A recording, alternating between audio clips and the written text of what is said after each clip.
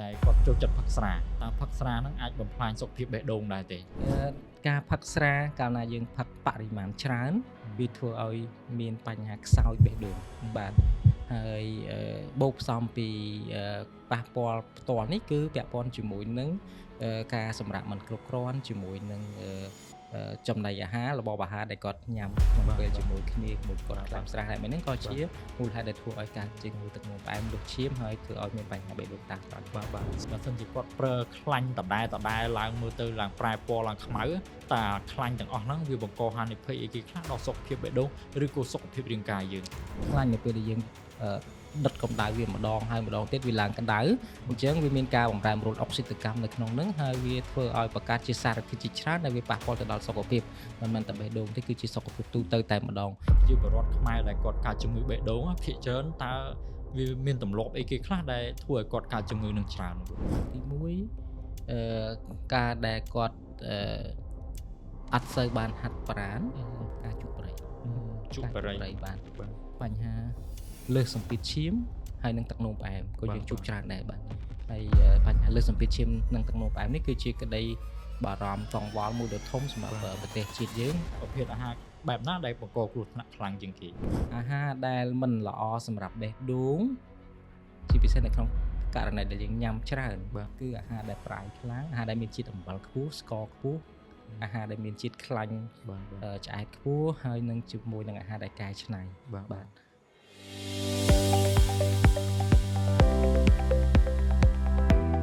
សូមស្វាគមន៍មកកាន់កម្មវិធី podcast របស់ Healthy Cambodia នៅថ្ងៃនេះយើងមានប្រធានបទពាក់ព័ន្ធនឹងសុខភាពបេះដូងហើយយើងដឹងហើយថាបញ្ហាសុខភាពបេះដូងគឺជាបញ្ហាដ៏រសើបមួយនៅក្នុងប្រទេសកម្ពុជាយើងបងដែរហើយជាពិសេសអ្នកទាំងអស់គ្នាប្រហែលអាសាឮដែលចាស់កើតជំងឺបេះដូងខ្សោយបេះដូងឬក៏ពេលខ្លះយើងឮព័ត៌មានមួយចំនួនពាក់ព័ន្ធនឹងការកាំងបេះដូងជាដើមប៉ុន្តែនៅថ្ងៃនេះយើងមានភ្ញៀវកិត្តិយសដែលជាវេជ្ជបណ្ឌិតដុកទ័រជំនាញឯកទេសជំងឺបេះដូងផ្ទាល់តែម្ដងដើម្បីធ្វើការជជែកដេញដោលថាតើយើងគួរថែសុខភាពបេះដូងបែបណាដើម្បីឲ្យសុខភាពបេះដូងយើងមានភាពល្អប្រសើរឡើងជំរាបសួរលោកគ្រូបាទជំរាបសួរបាទសូមស្វាគមន៍លោកគ្រូមកកាន់កម្មវិធី podcast របស់ Healthy Cambodia ហើយដូចបញ្ជាក់មិញដែរគឺយើងមានវិធានបទមួយពាក់ព័ន្ធនឹងសុខភាពបេះដូងហើយយើងដឹងហើយថាសុខភាពបេះដូងគឺជាសុខភាពសំខាន់មួយរបស់ប្រជាពលរដ្ឋខ្មែរយើងប៉ុន្តែជាបឋមសូមឲ្យលោកគ្រូណែនាំខ្លួនឯងដែរតើលោកគ្រូមានឈ្មោះអីហើយមានឯកទេសអីដែរគ្រូបាទជំរាបសួរប្រិយមិត្តទាំងអស់ខ្ញុំបាទវិជ្ជបណ្ឌិតសេរីឌីណាជាគ្រូពេទ្យឯកទេសផ្នែកជំងឺបេះដូងនិងសរសៃឈាមហើយសប្តាហ៍ថ្ងៃនេះគឺបម្រើការនៅមន្ទីរពេទ្យកាល់ម៉ែតរួមជាមួយនឹង clinic ឯកទេសបេះដូងរុងរឿងខ្ញុំសូមថ្លែងអំណរគុណដល់ក្រុមការងារ Healthy Cambodia ដែលបានអញ្ជើញខ្ញុំជាវាគ្មិនក្នុងថ្ងៃនេះដើម្បីជជែកពិភាក្សាអំពីបញ្ហាស្ថានភាពនិងសុខភាពទូទៅរបស់បញ្ហាបេះដូងបាទលោកគ្រូតាមបទពិសោធន៍លោកគ្រូផ្ទាល់មកដល់ពេលបច្ចុប្បន្នហ្នឹងតើជំងឺបេះដូងនៅក្នុងប្រជាពលរដ្ឋខ្មែរយើងមានចំនួនកើនឡើងដែរទេលោកគ្រូបាទតាមបទពិសោធន៍របស់ខ្ញុំកន្លងមកបើយើងមើលនៅតាមមន្ទីរពេទ្យក្តីនៅតាម clinic ឯកជនក្តីយើងសង្កេតឃើញថាជំងឺបេះដូងមានការកើនឡើងច្រើនពីមួយឆ្នាំទៅមួយឆ្នាំបាទហើយជំងឺបេះដូងដែលយើងសង្កេតឃើញការកើនឡើងនេះមិនមែនត្រឹមតែទៅលើមនុស្សចាស់ទេសូម្បីតែនៅលើមនុស្សវ័យក្មេងអាយុ30ឆ្នាំ40ឆ្នាំឡើងក៏យើងឃើញជួបភាគច្រើនជាងមុនដែរដែលកាលពីមុនយើងសង្កេតយើងតែងតែគិតថាវាកើតទៅលើតែមនុស្សចាស់អាយុ50 60ឆ្នាំឡើងទេបាទតែឥឡូវនេះយើងឃើញមានកើនទាំងអាយុក្មេងនិងអាយុចាស់បាទមួយទៀតដែរគ្រូអាចថាដោយលោកគ្រូមានប្រសាសន៍អញ្ចឹងក្មេងៗពេលខ្លះអានតែខ្លួនរាងកាយមាំមួនហើយគិតថាជំងឺបេះដូងតើអាយុចាស់ចំណាស់ម៉ែយើងឬក៏50 60បានកើតចុះបើសិនគាត់យល់ចឹងហើយសកម្មភាពគាត់សពថ្ងៃអាចថាញ៉ាំចេះតែទៅពីសទៅហើយមិនសូវហាត់ប្រាណទៅតើគាត់បើសិនជាគាត់នៅរក្សាទម្លាប់បែបហ្នឹងតើអាចបង្កឲ្យគាត់កើតជំងឺបេះដូងទាំងវ័យក្មេងដែរទេគ្រូបាទសូមអរគុណចំពោះសំណួរនេះជាសំណួរមួយដែលល្អហើយជាសំណួរមួយដែលដាស់អារម្មណ៍បងប្អូនទាំងអស់ឲ្យបានដឹងថាជំងឺបេះដូងជាជំងឺមួយទោះបីថាវាកើតឡើងនៅពេលអាយុយើងចាស់ក្តីតែការការពារការថែសុខភាពពីវ័យក្មេងគឺជារឿងមួយសំខាន់បំផុតតាមពិតទៅអាយុវាគ្រាន់តែជាកត្តាមួយទេវាគ្រាន់តែជាកត្តាហានិភ័យមួយទេក៏ប៉ុន្តែទម្លាប់នៃការរស់នៅគឺជារឿងសំខាន់ហើយទម្លាប់នៃការរស់នៅនេះមិនចាំបាច់លុះត្រាតែយើងឈឺយើងកើតជំងឺបេះដូងហើយបានយើងធ្វើការផ្លាស់ប្ដូរទម្លាប់រស់នៅទេយើងចាំបាច់ត្រូវផ្លាស់ប្ដូរទម្លាប់រស់នៅតាំងពីពេលដែលយើងនៅវ័យក្មេងយើងមិនទាន់មានជំងឺបេះដូង ទើបអាចការពារជំងឺបេះដូងយើងនៅពេលដែលយើងចាស់បានបាទ បាទមែនថាឃើញខ្លួនឯងសុខភាពល្អមាំមួនហើយចេះតែបដោយតាមចិត្តញ៉ាំអីក៏បានអាចថាផឹកអីក៏បាន បាទត្រឹមត្រូវឧទាហរណ៍ថាយុវជនម្នាក់គាត់គិតថាគាត់សុខភាពល្អ បាទ តែគាត់ញ៉ាំអត់ដែលខ្វល់ពីបញ្ហាអីទាំងអស់គាត់ញ៉ាំប្រៃគាត់នឹកឃើញញ៉ាំប្រៃគាត់នឹកឃើញញ៉ាំផ្អែមផ្អែមខ្លាំងញ៉ាំស្រាជក់បរិយ អាចថាញ៉ាំតាម បាទញ៉ាំតាមចិត្តហើយគាត់អត់សូវខាត់ប្រានអញ្ចឹងទោះបីថាគាត់ញ៉ាំថ្ងៃហ្នឹងមិនមែនគាត់កើតជំងឺបេះដូងថ្ងៃហ្នឹងទេតែវាអាចបង្កជាជំងឺបេះដូងក្នុងរយៈពេលប្រហែលឆ្នាំនៅខាងមុខឧទាហរណ៍ដូចជា5ឆ្នាំឬក៏10ឆ្នាំអីជាដើមតែបើសិនជាគាត់ចេះប្រយ័ត្នប្រយែងការពារខ្លួនពីវ័យហ្នឹងទៅគឺគាត់អាចការពារជំងឺបេះដូងរហូតទៅដល់ចាស់ពេលខ្លះអាចកើតមានបញ្ហាបេះដូងទៀតផងក៏ថាបានដែរ បាទអាចថាជាមួយគ្នានឹងដែរធ្លាប់ឃើញបងប្អូនយើងមួយខមមិនថានៅក្មេងសោះសុខភាពល្អស្ងាត់ឈឺហើយទៅតែម្ដងអាហ្នឹងប្រហែលជាអាចដូចមានប្រសើរដូចលោកគ្រូបាទវាមានកត្តានឹងមួយហើយវាមានកត្តាគេហៅថាពេលខ្លះវាអាចមានកត្តាដំណពូជនៅក្នុងនឹងដែរឧទាហរណ៍អ្នកខ្លះគាត់មានជំងឺបេះដូងហ្សែនគាត់ដែលបណ្ដាលឲ្យមានជំងឺបេះដូងពីកំណើតដូចជាសាច់ដុំបេះដូងគាត់ក្រាស់ឬក៏ជំងឺវិបត្តិចង្វាក់បេះដូងមួយចំនួន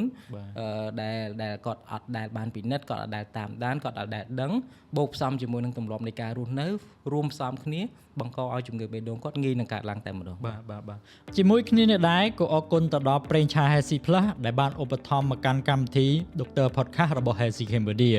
ប្រេងឆា Healthy Plus ផលិតតាមស្តង់ដារ ISO 2200-2018 និងត្រូវបានទទួលស្គាល់ដោយក្រសួងសុខាភិបាលប្រចាំប្រទេសម៉ាឡេស៊ីស័ក្តិសមសម្រាប់អាហារគ្រប់មុខមិនថាចៀនបំពង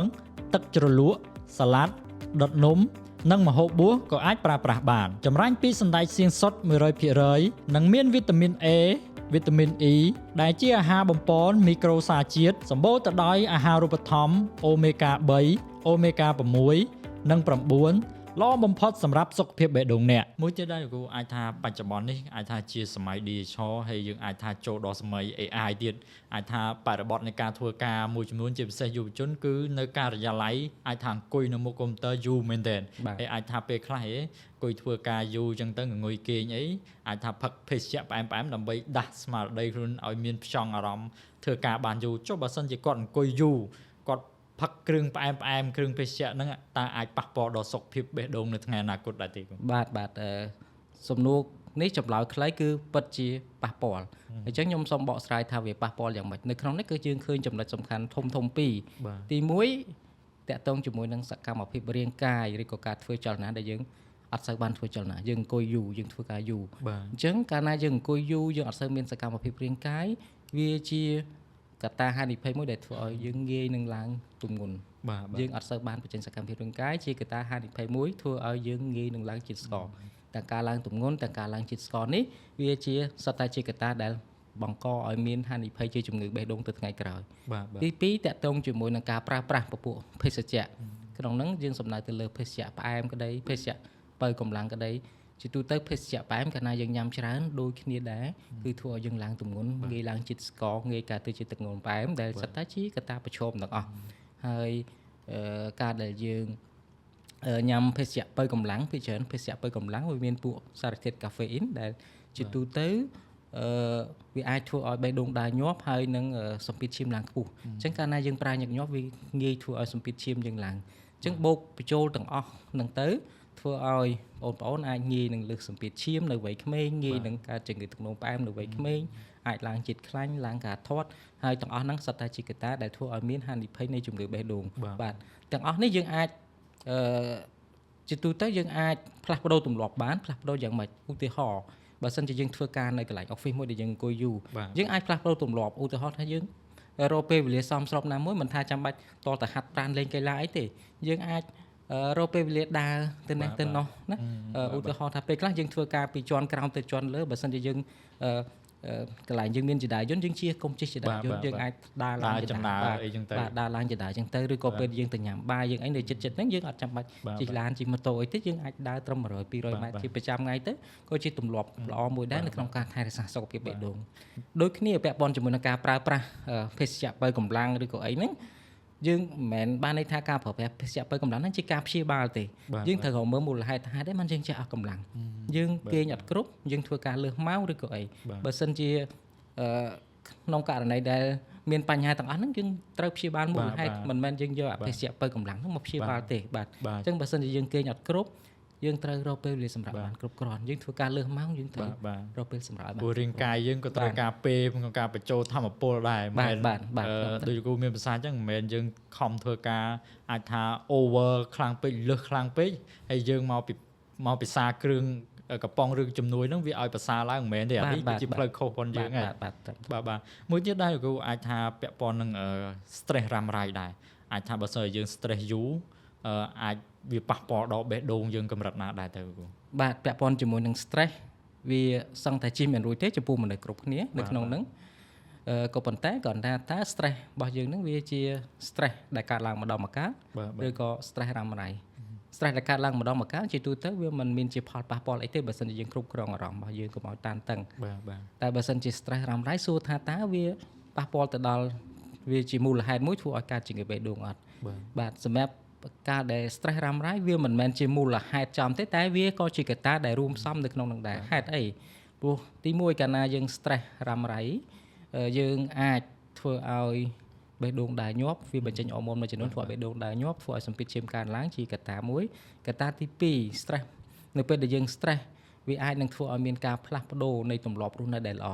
ឧទាហរណ៍ដូចជាពេលដែលយើង stress យើងអត់សូវចង់ទៅណាទេយើងចង់ទៅនៅមួយកន្លែងយើងចង់នៅបន្ទប់ស្ងៀមស្ងាត់អត់សូវមានពេលហាត់ប្រាណហើយពេលខ្លះអ្នកខ្លះ stress គាត់ចេះតែញ៉ាំច្រើនគាត់អត់ខ្វល់ទេបាទពេល stress ហើយអង្គុយមើលទូរទស្សន៍ញ៉ាំ fast food ញ៉ាំអីចឹងទៅញ៉ាំគ្រឿងកំប៉ុងយើងច្រើនទៅហើយពេលខ្លះទៀតអ្នកខ្លះគាត់ទៅញ៉ាំគ្រឿងស្រវឹងឬក៏គាត់ទៅញ៉ាំបារីញ៉ាំអីចឹងទៅសុទ្ធតែជាមូលហេតុដែលធ្វើឲ្យបង្កើននៅហានិភ័យនៃជំងឺបេះដូងអញ្ចឹងបើយើងសួរថាតើ stress ហ្នឹងវាតាក់ទងផ្ទាល់ជាមួយជំងឺបេះដូងទេគឺអត់ទេតែវាជាកត្តាមួយដែលជំរុញឲ្យកើតមានហានិភ័យផ្សេងៗទៀតនៃជំងឺបេះដូងអញ្ចឹងសំខាន់បំផុតយើងត្រូវចេះគ្រប់គ្រងអារម្មណ៍ខ្លួនឯងកុំឲ្យអា stress រ៉ាំរ៉ៃហ្នឹងកើតឡើងបាទអញ្ចឹងមានន័យថាពេលដែលយើង stress ធ្វើម៉េចយើងមានសកម្មភាពអីមួយដើម្បីគ្រប់គ្រងដោយលោកគ្រូមានប្រសាសន៍កុំឲ្យយើងទុករ៉ាំរ៉ៃរហូតដល់ពេលខ្លះដោយលោកគ្រូមានប្រសាសន៍នៅបន្ទប់យូរហើយញ៉ាំអាហារ fast food ឬក៏ញ៉ាំអីផ្អែមៗវាធ្វើឲ្យយើងឡើងគីឡូបាទអញ្ចឹងនៅក្នុងហ្នឹងកាលណា stress រ៉ាំរ៉ៃយើងត្រូវរកវិធីដោះស្រាយហើយនឹងការគ្រប់គ្រងអារម្មណ៍ stress ហ្នឹងឯងបាទមួយទៀតដែរគ្រូអាចថាបើសិនជាមនុស្សពិបាកចិត្តខ្ញុំគិតថានរណាក៏ជួបដែរជីវិតនេះជាពិសេសអាចថានៅក្នុងគ្រួសារអីវិញពេលខ្លះមានហេតុការណ៍អីមួយឬក៏មានរឿងអីមួយអញ្ចឹងយើងឈឺចិត្តយើងខូចចិត្តតើការឈឺចិត្តអាការខូចចិត្តព្រោះរឿងខ្លះឧទាហរណ៍ចុះគ្រូអាចថានៅក្នុងផ្ទះយើងមានសមាជិកគ្រួសារប៉ុន្តែបាត់បង់សមាជិកគ្រួសារដែលយើងមិនបានព្រៀងទុកអាហ្នឹងពេលដែលយើងឈឺចិត្តយូរអញ្ចឹងតើវាអាចប៉ះពាល់ដល់សុខភាពបេះដូងដែរទេយើងឃើញមានម្ដងម្កាលដែរជាករណីកម្រដែលអ្នកជំងឺគាត់ stress ខ្លាំងហើយបង្កើតឲ្យទៅជាជំងឺដែលស្រដៀងជាមួយនឹងជំងឺស្ទះសរសៃឈាមបេះដូងដែលយើងហៅថា heart attack មានករណីហ្នឹងដែលពីអង់គ្លេសគេហៅថា broken heart syndrome ហ្នឹងបាទពិតជាមានបាទតែគ្រាន់ថាករណីបែបនេះកម្របាទឃើញមានអ្នកខ្លះគ្រូអាចរឿងស្នេហាចុះអាចថាចូលអ្នកខ្លះបាក់បែករឿងគ្រួសារគាត់ទៅផឹកតែម្ដងបាទអាហ្នឹងវាអាចប៉ះពាល់យ៉ាងម៉េចដែរលោកគ្រូបាទចំណុចហ្នឹងដែលខ្ញុំនិយាយពីដំបូងកាលណា stress ទៅគឺធ្វើឲ្យប៉ះពាល់ទៅលើទម្លាប់នៃការរស់នៅដែលសុខភាពល្អផ្លាស់ប្ដូរពីទម្លាប់ដែលល្អទៅជាទម្លាប់មិនល្អអាហ្នឹងជាកត្តាប្រឈមបាទមានពាក្យមួយដែលអាចថាពាក់ព័ន្ធរឿងស្នេហាចុះបងប្អូនយើងថាប្រត់ប្រាស់ឬក៏បែកបាក់គ្នាឈឺបេះដូងតែអាហ្នឹងវាជំរុញឲ្យយើងឈឺបេះដូងជាក់ស្ដែងមែនអត់ឬក៏ឈឺផ្លូវចិត្តយើងធម្មតាទេជាទូទៅអានេះគឺជាបញ្ហាផ្លូវចិត្តទេបាទបញ្ហាផ្លូវចិត្តក៏ប៉ុន្តែបើសិនជាករណីខ្លះអ្នកជំងឺហ្នឹងគាត់មានហានិភ័យរួចហើយឧទាហរណ៍ថាគាត់មានសរសៃឈាមបេះដូងដែលស្ទះខ្លះមួយចំនួនហើយតែកាលណាគាត់មានអារម្មណ៍ប៉ះពាល់ផ្លូវអារម្មណ៍ខ្លាំងគឺរោគសញ្ញានៃជំងឺបេះដូងហ្នឹងគឺចាប់ផ្ដើមចេញតែម្ដងតែបើឲ្យថាផ្លូវចិត្តហ្នឹងទៅធ្វើឲ្យមានបញ្ហាទៅដល់បេះដូងផ្ទាល់វាអាចមាននៅក្នុងករណីកម្រដូចខ្ញុំលើកពីមុនដែលគេថា broken heart syndrome នឹងមានបាទព្រោះពេលខ្លះបងប្អូនយើងច្រឡំហ៎បែកបាក់រឿងស្នេហាតិចធ្វើឲ្យឈឺបេះដូងកើតជំងឺបេះដូងក៏ពិតមិនមែនទេអានេះគាត់ជាបញ្ហាផ្លូវចិត្តជាបញ្ហាផ្លូវចិត្តទេបាទមួយទៀតដែរលោកគ្រូតាមបទពិសោធន៍លោកគ្រូផ្ទាល់តើប្រជាពលរដ្ឋខ្មែរដែលគាត់កើតជំងឺបេះដូងភាគច្រើនតើវាមានទម្លាប់អីគេខ្លះដែលធ្វើឲ្យគាត់កើតជំងឺនឹងច្រើនលោកគ្រូសម្រាប់ប្រជាជនយើងដែលតាមបទពិសោធន៍កន្លងមកគឺទី1ការដែលគាត់អត់សូវបានហាត់ប្រាណដូចជាអ្នកដែលគាត់ធ្វើការនៅ office ដែលយើងបានលើកឡើងមុនហ្នឹងអញ្ចឹងតែធ្វើឲ្យមានបញ្ហាប្រឈមដូចជាភាពធាត់ដូចជាអីហ្នឹងបញ្ហាទី2ដែលយើងនៅជួបច្រើនដែរនៅ ខ្មែរយើងហ្នឹងគឺការជក់ប្រៃ ជក់បរិយ បាន បាទ ហើយកត្តាទី3គឺបញ្ហាលើសសម្ពាធឈាមហើយនិងទឹកនោមផ្អែមក៏យើងជួបច្រើនដែរបាទហើយបញ្ហាលើសសម្ពាធឈាមនិងទឹកនោមផ្អែមនេះគឺជាក្តីបារម្ភកង្វល់មួយដ៏ធំសម្រាប់ប្រទេសជាតិយើងហើយសូម្បីតែបច្ចុប្បន្នហ្នឹងក្រសួងសុខាភិបាលក៏គាត់បានដាក់វិធានការផ្សេងៗដើម្បីព្យាបាលជំងឺទឹកនោមផ្អែមលើសឈាមជូនប្រជាជនកម្ពុជាយើងឲ្យបានគ្រប់ទិសទីផង បាទ ដោយសារគាត់ឃើញថាបញ្ហាហ្នឹងវាបង្កហានិភ័យទៅជាជំងឺបេះដូងហើយនិងសរសៃឈាមខួរក្បាលច្រើនដែលអាចឲ្យប្រជាជនយើងធ្លាក់ខ្លួនទៅក្នុងពិការភាពច្រើន បាទធ្លាប់ឃើញរបាយការណ៍ក្រសួងធ្លាប់ចេញប្រកាសជំងឺមិនឆ្លងគឺអាចថាជំងឺបេះដូងជំងឺទឹកនោមផ្អែមសរសៃឈាមបេះដូងអីមានការកើនឡើងបាទមួយទៀតដែរលោកគ្រូចុះអ្នកដែលគាត់ចូលចិត្តផឹកស្រាតើផឹកស្រាហ្នឹងអាចបំផ្លាញសុខភាពបេះដូងដែរទេ ការផឹកស្រាកាលណាយើងផឹកបរិមាណច្រើនវាធ្វើឲ្យមានបញ្ហាខ្សោយបេះដូងបាទហើយបូកផ្សំពីប៉ះពាល់ផ្ទាល់នេះគឺពាក់ព័ន្ធជាមួយនឹងការសម្រាកមិនគ្រប់គ្រាន់ជាមួយនឹងចំណីអាហាររបបអាហារដែលគាត់ញ៉ាំក្នុងពេលជាមួយគ្នាមួយគាត់ខ្លាំងស្រាហើយហ្នឹងក៏ជាមូលហេតុដែលធ្វើឲ្យកើតជំងឺទឹកនោមផ្អែមលើសឈាមហើយធ្វើឲ្យមានបញ្ហាបេះដូងតាមក្រោយដែរបាទស្ដាប់មើលទៅពាក់ព័ន្ធនឹងទម្លាប់ហើយពាក់ព័ន្ធនឹងរបបអាហារហ្នឹងគឺមានចឹងនិយាយថាជាកត្តាមួយដែលជំរុញខ្លាំងមែនទែនមួយទៀតដែរគូចង់ដឹងថាតើប្រភេទអាហារបែបណាខ្លះដែលអាចថាបេះដូងយើងមិនសូវពេញចិត្តណាថាអើយមិនចង់ញ៉ាំទេប៉ុន្តែមាត់ចិត្តតែឃ្លានណាប្រភេទអាហារបែបណាដែលបង្កគ្រោះថ្នាក់ខ្លាំងជាងគេបាទសម្រាប់អាហាររបបអាហារជាទូទៅយើងអាចពាក់ស្លាកថាអូអាហារនេះល្អ 100% សម្រាប់បេះដូងឬក៏អាហារនេះមិនល្អសម្រាប់បេះដូងទាំងស្រុងទេក៏ប៉ុន្តែយើងអាចបែងចែកបានរបៀបនេះអាហារដែលល្អសម្រាប់បេះដូងគឺជាប្រភេទអាហារដូចជាបន្លែផ្លែឈើពពួកគ្រាប់ធញ្ញជាតិហើយនឹងសាច់ដែលជាពពួកប្រូតេអ៊ីនសាច់ស្រស់សំដៅលើសាច់ស្រស់ដែលអត់សម្បូរជាតិខ្លាញ់និងអាហារដែលមិនកែច្នៃអាហារដែលមិនល្អសម្រាប់បេះដូងជាពិសេសនៅក្នុងករណីដែលយើងញ៉ាំច្រើនក្នុងន័យនេះខ្ញុំចង់សម្ដៅថាមិនឲ្យយើងញ៉ាំសោះទេគឺញ៉ាំតែនៅក្នុងបរិមាណតិចតួចឬក៏ម្ដងម្កាលគឺអាហារដែលប្រៃខ្លាំងអាហារដែលមានជាតិអំបិលខ្ពស់ស្ករខ្ពស់អាហារដែលមានជាតិខ្លាញ់ឆ្អែតខ្ពស់ហើយនឹងជាមួយនឹងអាហារដែលកែច្នៃបាទទាំងអស់នេះសុទ្ធតែជាអាហារដែលកាលណាយើងញ៉ាំច្រើនទៅងាយនឹងបង្កផលវិបាកទៅដល់បេះដូងបាទអាចថាទម្លាប់ប្រជាពលរដ្ឋខ្មែរយើងពីដើមមកចូលចិត្តញ៉ាំផ្អកចូលចិត្តញ៉ាំអាហារលាងដិតហើយជាពិសេសអាចថាពេលដែលយើងធ្លាប់មានសង្គ្រាមពេលដែលចាស់ដែលគាត់ភ្លាមហ្នឹងគឺគាត់មិនសូវធូរធារម៉ានទេព្រោះចឹងគាត់ហូបម្ហូបរិះថាំមែនទេអញ្ចឹងតាមទម្លាប់ដែលគាត់ញ៉ាំប្រៃញ៉ាំអាចថាពេលខ្លះបាយយើងហ្នឹងមានសម្លហើយមានទឹកត្រីទៀតតែទម្លាប់បែបហ្នឹងជាកត្តាជំរុញដែលឲ្យយើងកើតជំងឺបេះដូងដែរទេបាទដែលខ្ញុំបញ្ជាក់មិញហ្នឹងគឺអាហារដែលប្រៃខ្លាំងណាគឺអាហារផ្អាប់ដូចជាផ្អកប្រហុកអីហ្នឹងគឺប្រជាជនខ្មែរយើងគាត់និយមញ៉ាំធម្មតាហើយនៅពេលដែលគាត់ស្លគាត់បងផ្អកបងប្រហុកបងទឹកត្រីអីហ្នឹងទៀតគឺនិយាយសាមញ្ញថាប្រៃហ្នឹងដុតខ្លាំងអញ្ចឹងអាហ្នឹងហើយជាកត្តាដែលធ្វើឲ្យមានផលប៉ះពាល់ទៅដល់បេះដូងបាទចឹងអាចថាបើសិនជាអ្នកមើលវីដេអូនេះហើយខ្ញុំគិតថាកន្លែងនេះគឺសារសំខាន់ហ្មងពីលោកវិជ្ជាបណ្ឌិតបើថាកែបានទេគួរតែកាត់បន្ថយមករៀងសាបមកបន្តិចហើយបើថាទម្លាប់ប្រើអាចថាទឹកត្រីម្ទេសហើយគួរកាត់បន្ថយបន្តិចម្ដងបើសិនជាកាត់មិនបានភ្លាមបាទត្រឹមត្រូវចំណុចនេះក៏ជាសារសំខាន់ដែរអញ្ចឹងមិនមែនបខំឲ្យបងប្អូនហ្នឹងកាត់បន្ថយមកភ្លាមទេឧទាហរណ៍ដូចជាឡានយើងកំពុងតែបើកលឿនអញ្ចឹងយើងមិនអាចថាជន់ហ្វ្រាំងងក់ឈប់បានភ្លាមទេអញ្ចឹងបើសិនជាបងប្អូនចង់កែទម្លាប់ហ្នឹងគឺយើងដូចបងប្រុសបាននិយាយអញ្ចឹងគឺយើងត្រូវបន្ថយបន្តិចម្ដងតែយើងមានគោលដៅរបស់យើងថាយើងត្រូវបន្ថយឲ្យបានតិចបំផុតបាទមួយទៀតដែរគូចង់ដឹងថាអាចថាបច្ចុប្បន្ននេះម្ហូបអាហារនៅតាមផ្លូវតាមអីឬក៏តាមហាងហ្នឹងគឺសម្បូរបែបមែនទែននៅស្រុកខ្មែរយើងអាចថាភាគច្រើនបច្ចុប្បន្នលើសគីឡូក៏ច្រើនដែរហើយបើតាមសង្កេតមើលទៅអាចថាសេដ្ឋកិច្ចយើងក៏រីកចម្រើនបុគ្គលក៏អាចថាតាមបុគ្គលក៏គាត់រកចំណូលបានច្រើនអញ្ចឹងការហូបចុកអីក៏ទៅតាមនឹងដែរប៉ុន្តែបងអូនសង្កេតឃើញមួយពាក់ព័ន្ធនឹងការប្រើប្រាស់ខ្លាញ់ដើម្បីចម្អិនអាហារឧទាហរណ៍ថាគាត់ប្រើសម្រាប់ចៀនត្រីឬក៏ចៀនបំពងទៅលើអីមួយបើសិនជាគាត់ប្រើខ្លាញ់ដដែលឡើងមើលទៅឡើងប្រែពណ៌ឡើងខ្មៅតែខ្លាញ់ទាំងអស់ហ្នឹងវាបង្កហានិភ័យអីគេខ្លះដល់សុខភាពបេះដូងឬក៏សុខភាពរាងកាយយើងបាទពាក់ព័ន្ធជាមួយនឹងខ្លាញ់ដែលយើងប្រើប្រាស់ច្រើនដងវាពិតជាមានគ្រោះថ្នាក់ដោយសារខ្លាញ់នៅពេលដែលយើង ដុតកម្ដៅវាម្ដងហើយម្ដងទៀតវាឡើងក្ដៅអញ្ចឹងវាមានការបំរែបំរួលអុកស៊ីតកម្មនៅក្នុងហ្នឹងហើយវាធ្វើឲ្យបង្កើតជាសារធាតុជាច្រើនដែលវាប៉ះពាល់ទៅដល់សុខភាពមិនមែនតែបេះដូងទេគឺជាសុខភាពទូទៅតែម្ដងក៏ប៉ុន្តែយ៉ាងណាក៏ដោយអ្វីដែលសំខាន់ខ្ញុំមិនមែនចង់ឲ្យមើលថាតែជ្រុងតែរឿងខ្លាញ់ប្រាយច្រើនដងទៅមុខហ្នឹងទេយើងត្រូវមើលទាំងអស់នៅអ្វីដែលខ្ញុំបាននិយាយខាងមុនហ្នឹងគឺតែការម្ហូបអាហាររបស់យើងដែលយើងញ៉ាំហ្នឹងតើយើងញ៉ាំច្រើនអត់ឧស្សាហ៍ញ៉ាំអត់ណាហើយបរិមាណអាហារដែលយើងញ៉ាំហ្នឹងតើវាមានខ្លាញ់ច្រើនស្ករច្រើនអំបិលច្រើនអត់យើងត្រូវមើលគ្រប់ជ្រុងទាំងអស់ដើម្បីថែរក្សាសុខភាពបេះដូងឲ្យយើងល្អបាទចង់បញ្ជាក់កន្លែងហ្នឹងតិចកុំឲ្យថាគិតតែរឿងខ្លាញ់ច្រើនដងគឺត្រូវគិតទាំងអស់បាទអញ្ចឹងអាចថាពេលដែលយើងប្រើប្រាស់ខ្លាញ់បើសិនជាយើងចំអិនច្រើនដងរហូតដល់ឡើងខ្មៅអាហ្នឹងជាគឺអូតូម៉ាទិកគឺអូតូម៉ាទិកប៉ះពាល់ដល់សុខភាពយើងហើយបាទប៉ុន្តែមិនមែនថាយើងយូរយើងញ៉ាំម្ដងឬក៏យើងមិនញ៉ាំញឹកញាប់វាប៉ះដែរវាមិនអញ្ចឹងទេបាទប៉ុន្តែបើសិនជាកាត់បានកាត់បាទ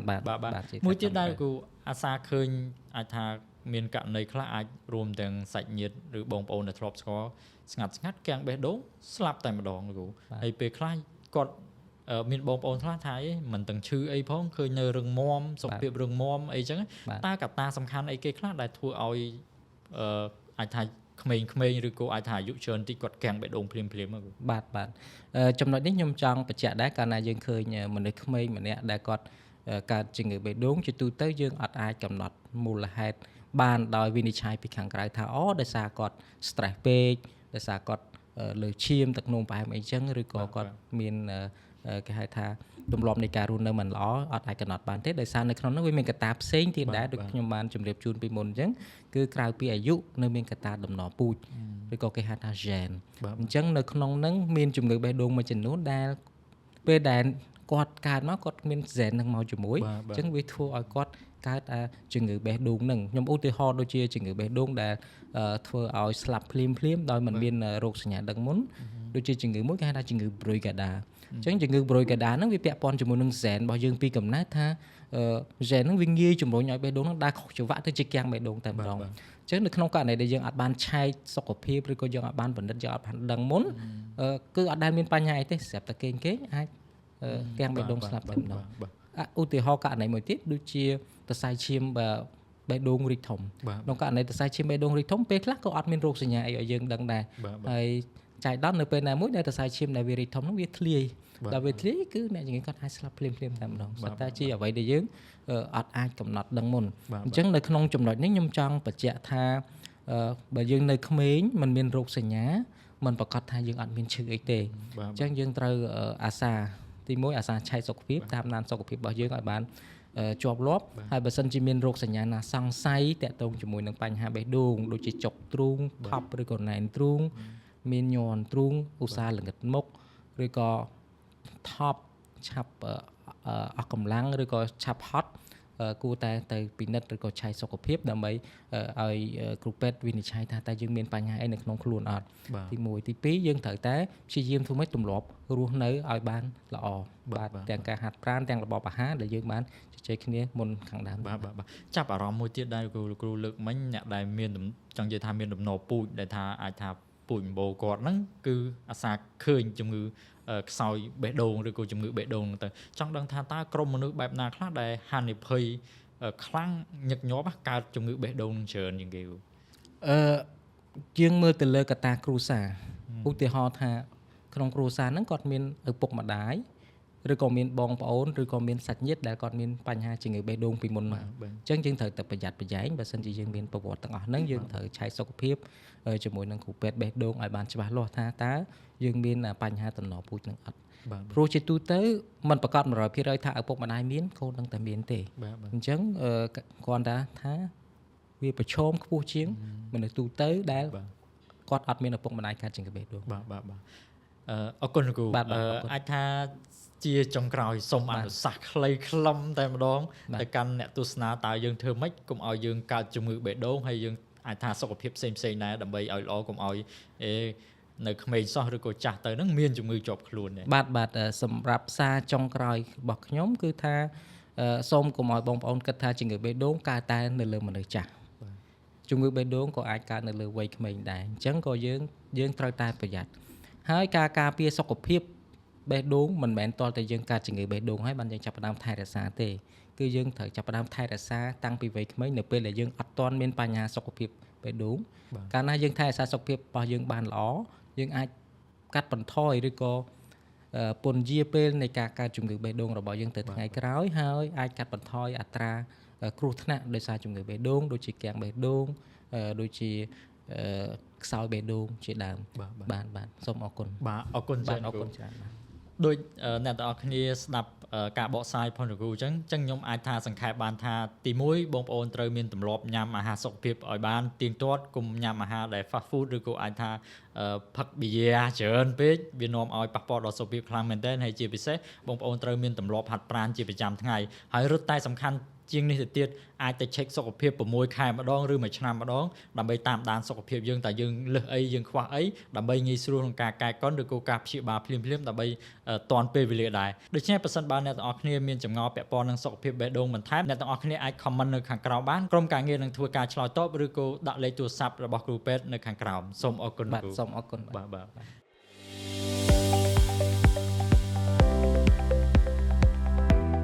ជាមួយគ្នានេះដែរក៏អរគុណទៅដល់ប្រេងឆា Healthy Plus ដែលបានឧបត្ថម្ភមកកាន់កម្មវិធី Dr. Podcast របស់ Healthy Cambodia